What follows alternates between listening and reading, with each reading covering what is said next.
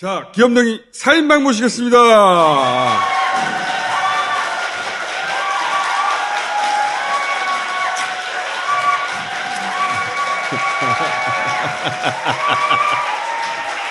야, 오늘 노영희 변호사와 신유진 변호사 두 분이 한꺼번에 나오는 게 진짜 오랜만이에요. 광고 커플 아니야. 지난주에 진버는 3개월에 한 번씩 배 들어온다고 2+1 했잖아요. 완판돼 버렸어. 네. 자, 오늘은 깡탕버터입니다. 오랜만에 깡탕버터. 개딸 맛 어때? 신유진 변호사님 먹고 네. 비행기로 날아온 아주 귀한 놈입니다. 이 깡탕버터 여러분 집중해주세요. 자, 완판요. 네, 이 깡탕버터 이게 파리 에펠탑 7구역에 있는 그 부티크가 있어요. 거기 마리안느 깡탕이라는 이 부티크에서 판매되는 버터인데 이게 정말 풍미가 좋은 버터를 수제로, 이거는 공장식이 아니에요. 수제입니다. 세 종류가 있어요. 무염, 가염, 크런치. 소금이 또 굉장히 특별한 소금이에요. 이런 소금이 있나 할 정도로 탁탁 씹히면서 터지는데, 와, 이건 소금이 아니다. 이거는 입안에서 터지는 어떤 폭죽? 신세계다. 그래서 빵에다 이렇게 발라 먹으면은 이 빵이 그냥 빵이 아니라 처음 먹어보는 세상을 만난다. 빨리 주문하셔야 됩니다. 여기다 편집할 때 뒤에 음악 오 샹젤리제 뭐 이렇게 쫙 깔아주셔야 돼요. 요거 먹어보면 그동안 내가 먹어본 버터는 가짜구나 알게 됩니다. 모든 빵을 다 고급스럽게 만들어주는 버터라고 보시면 돼요. 자, 오랜만에 오신 우리 노영희 변호사님. 제가 보기에는 빵이 맛있는 것 같은데.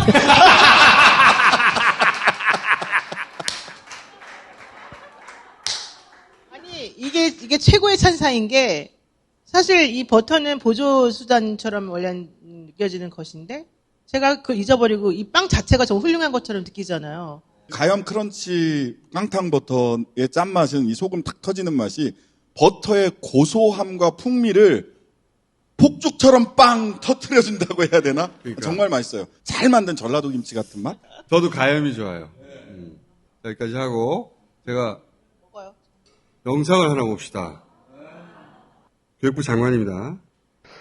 지금 산적해 있는 문제 하나 해결하지 못하시면서 장관님이 제가 위로받으려고 하는 게 아니에요. 네. 나는 박티슈를 왜 집어넣나 했어. 이 기사를 내려고 한 거야. 이런 걸 보고 왜곡이라고 그러죠. 아니, 이거는 쇼지, 쇼. 장관은 쇼한 거고 기사 쓴 놈은 왜곡한 거고. 대단하지 않습니까? 두 가지 정도로 지적을 해야 될 것 같은데 저분은 그냥 학부모가 아니에요. 사교육 없는 세상을 만드는 시민사회단체 대표자잖아요. 이분들한테 간담회 시작 4시간 전에 연락이 갔다 오릅니다. 원래 잡혀 있었던 간담회가 아니고 그냥 만든 거예요. 두 번째, 마지막에 박순애 장관이 이런 얘기 했잖아요. 그래도 제가 업무보고 때 이 화두를 던졌기 때문에 여러분들 노고를 이 자리에서 이렇게 직접 들을 수 있지 않았냐라는 얘기를 한 거예요. 사람 막 연락 두드려 펴놓고 나한테 두드려 맞았기 때문에 서울대병원의 최고급 의료 기술을 맛볼 수 있지 않냐 이렇게 얘기하는 거랑 뭐가 다릅니까? 최근의 수 중에 관절을 부인이 아는 업체 수의계약으로 공사라고 줬다는 거 아니에요.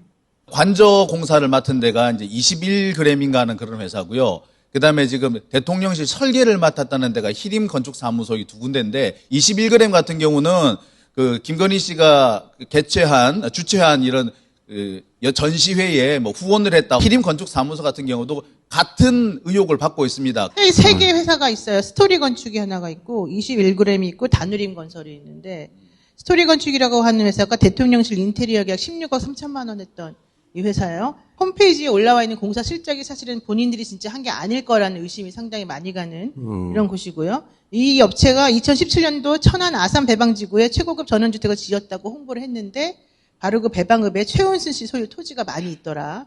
아, 그래요? 예. 그리고 이 업체는 세금 탄류가 상당해서 경찰에 수사를 받고 있는 상태이다.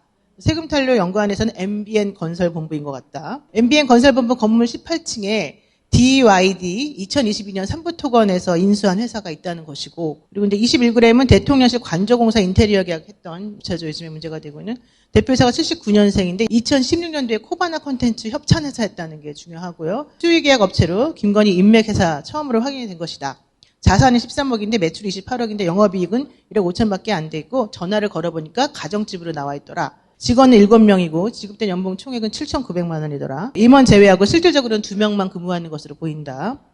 다누림 건설은 아예 정체가 불명한 회사인 것 같다. 이건 78년생 사장이 만든 페이퍼 컴퍼니인 것 같다. 특히 21g이 맡은 관저공사 같은 경우에는 뭐 양심의 무게야?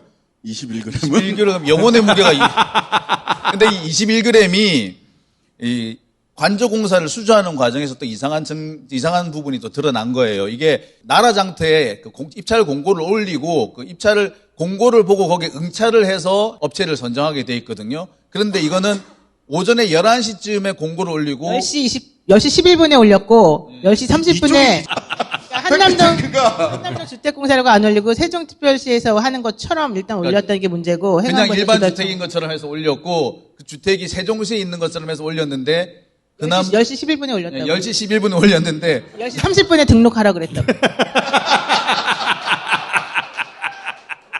그래서 1시쯤에 개차를 해서 2시간 반 만에, 예. 4시간 만에. 시사인에 정확히 나와 있어요. 시사인에. 원래는 5일에서 15일 정도 걸리는 입찰 계약을 3시간 만에 했다. 물론 정확히 말하게 되면은 2시간 49분 만에 한 거지. 다 정해놓고 거기 올렸다는 얘기거든. 그렇지. 그러면 누가 미리 정했다는 거잖아. 근데 그게 지금 대통령 부인 말고 누가 있냐고. 대통령 부인하고 다 관련된 회사인데. 그렇게 생각할 수밖에 없는 의혹이 팡 튀어나온 거야. 근데 이거를 다룬 기사를 보면 관저공사 그 대통령 부인이 다 그냥 주물러서 다 이렇게 주고 저렇게 줬다라는 관계자의 말이 인용이 된단 말이에요. 두 번째, 야, 우리는 검증 다 했다. 선택의 문제였다라는 기사 있었죠. 대통령실 인사검증팀. 참모들이 인사검증 어떻게 했냐 얘기 들으니까 억울해가지고 우리는 검증 다 해서 줬는데 선택을 잘못한 건데 왜 우리한테 뭐라 하냐. 억울함을 호소했어. 그 기사도 있었지. 예, 그 기사가 있죠. 누가 선택했을까? 그러니까. 그 다음에 또 하나, 김대현 국정원장이 서훈, 박지원 두 전직 국정원장을 국정원법 위반 등등등에서 고발했잖아요. 고발할 때 대통령의 승인을 받아 고발했다라고 얘기를 했어요. 근데 대통령실에서는 우리 언론 보고 고발한 거 알았다 이렇게 얘기를 했거든요. 승인을 받았다는 얘기, 국정원장이 할 수 있는 얘기가 아니에요. 이거는 대통령한테 직접 화살을 돌리는 거잖아. 그렇지. 저는 책임 없어요. 대통령이에요. 첨언하면 오늘 아침에 제가 박지원 원장하고 인터뷰를 했어요. 그 얘기 물어봤잖아요. 아니 왜 김규현 국정원장 그런 말을 했을까요? 그랬더니 책임 면피하려고 그런다. 그런 거예요. 본인이 나중에 그런 겁니다. 이 정권이 바뀔 가능성이 있고 본인에게 책임이 돌아올 것을 경계해서 미리 다 모든 것을 다 커트시키는 중이다라고 박지원 원장이 말하더라고요. 그러니까 이분이 말한 게 아니라. 말하자면 지금 보세요. 교육부, 대통령실, 심지어는 국정원장까지 대통령을 디펜스하지 않아. 지금 검찰 내부에서도 야, 이 정도일 줄은 몰랐어라고 하는 의견들이 이렇게 쭉 돈다는 거예요. 그러면 총선 전후에 검찰에서 뭔 딴짓을 할 딴 마음을 먹을 수도 있다라는 얘기도 서초동에선 들려요. 이 정도 떨어지잖아요. 공무원 사회에서 그런 얘기를 해요. 네. 야, 어떻게 될지 모르는데 야, 힘쓰지 마. 원래 정권 초기에 드라이브를 걸면 거기서 미래를 보고 사활을 거는 전진 앞으로 공무원들이 하는 있거든. 거예요. 응? 좋았어. 내가 여기 걸겠어. 그런 공무원들이 없다는 거예요. 없어요. 이제 자기 방어 모드로 전부 다 갔고 난 검증 충분히 했는데 대통령이 선택 잘못했지. 그 얘기잖아. 그렇지. 지금 벌어지는 일은 전부 다 정권 말기에 일어나는 일들이라니까. 네, 박순애 장관도 이거 정권 말기에나 벌어지는 일들이에요. 교육부 관료들이 나는 안 할래. 뒤로 물러선 거야 그냥. 대통령 혼자 이제 죽으라는 거야. 발배시조 한 거예요. 지금. 니들끼리 죽어. 이렇게 얘기하고 있는 거예요. 대통령 혼자 공무원들이. 죽으라는 거야. 속이 다 시원하네. 백분수로 방송에서 못하니까 나갔는데 유튜브에서 막 해도 되잖아. 거기 상대방 패널들이 다 우리랑 똑같은 의견인 거예요. 우리랑 의견이 다 일치하는 거야. 그러니까 토론이 안 되는 거예요. 근데 이게 언제 현상이 벌어지겠어요? 아까 말한 다 모든 게 다 세기말짝 현상인 거잖아.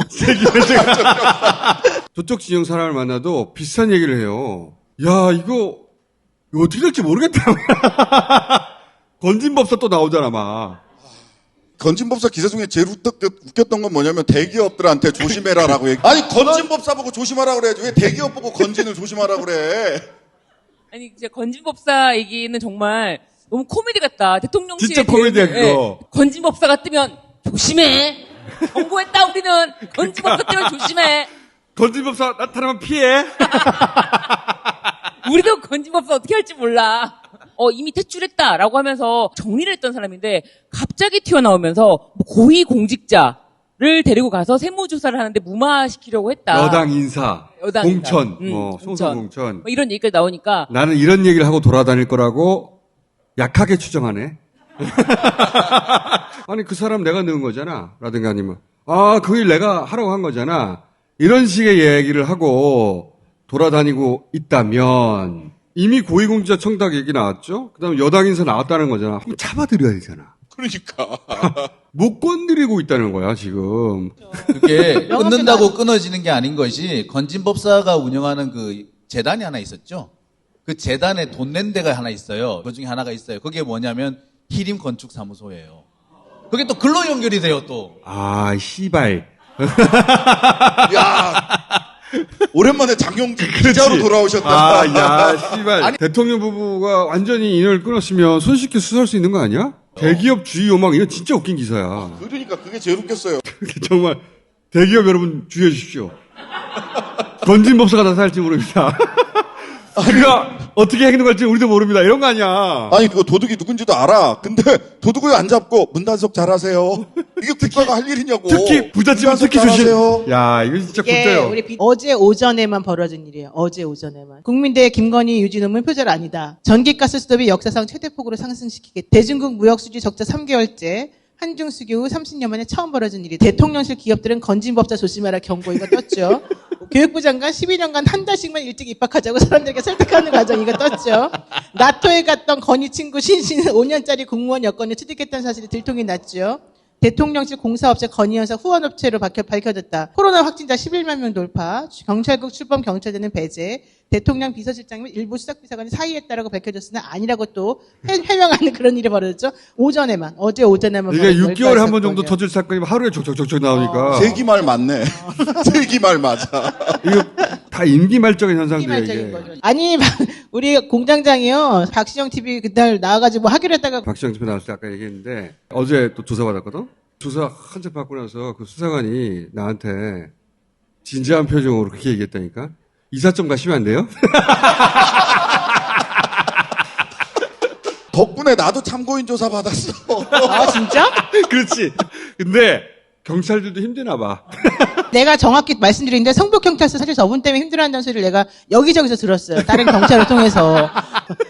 처음에는 기뻐했대. 내가 뭔가 한 건 할 수 있겠다. 근데 너무 힘들다고 제발 전달 좀 해달라고 나보고. 진짜 이상하게 원한다고. 근데 진짜 꼼꼼하게 하거든. 예. 근데 그 반가워하는 사람도 있어요, 거기. 차단기 열어주는 아저씨. 진짜 반가워해 가면, 자, 다시 돌아와가지고. 그래. 어쩌다가 여기까지 온 거야. 하여튼, 건진법사, 만약에 자기들이 해결할 수 있었으면 조용히 해결했지. 못 건드리고 있다는 얘기라고 해석이 되죠. 이제 되게 관계가 오래됐으니까 여러 가지 알고 있는 뭐가 많겠지. 등 돌려서 입을 열었을 때 서질 것. 우리가 세무사 함부로 못 바꾸는 거랑 똑같아요. 세무사 못 바꿔 함부로 회사들이. 이런 관계들을 어떻게 해결해? 기본적으로 이 상태로 계속 갈 것 같아. 그래서 보수 쪽에서는 이런저런 고민을 시작하지 않았을까 하는 생각이 들어요. 여러 가지 시나리오를 그릴 것 같아. 오세훈 쪽에서도 말들이 많다고 하더라고. 자기가 다음 차례여야 하는데 막 마음이 좀 급하잖아. 그래서 야 이거 들은 얘기 할 수가 없네. 그렇죠? 이런저런 시나리오가 그러니까. 이렇게 그리고 있어. 이쪽 저쪽에서. 온 사방에서 지금 난리가 났어. 보도에 나왔어요. 오세훈 시장이 지금 등 돌리고 있는 조짐이 보이는 처음으로 입 열었는데 어쩌고저쩌고. 대통령을 3개월도 안 됐는데 여당 인사들이 깐다는 거는 이거 있을 수 없는 일이거든요. 정권 말에나 나오는 거야. 문재인 대통령 끝까지 안 나왔고 이게 벌써 3개월 만에 나온 거잖아. 윤석열 대통령이 온갖 사정 권력을 다 손에 쥐려고 하였고 쥐고 있는 중이지만 그걸로 정치가 안 되는 거예요. 검찰은 모든 게 공개되지 않고 다 거기서 처리되면은 오픈되지 않는데 여기는 다 다 오픈을 그렇지.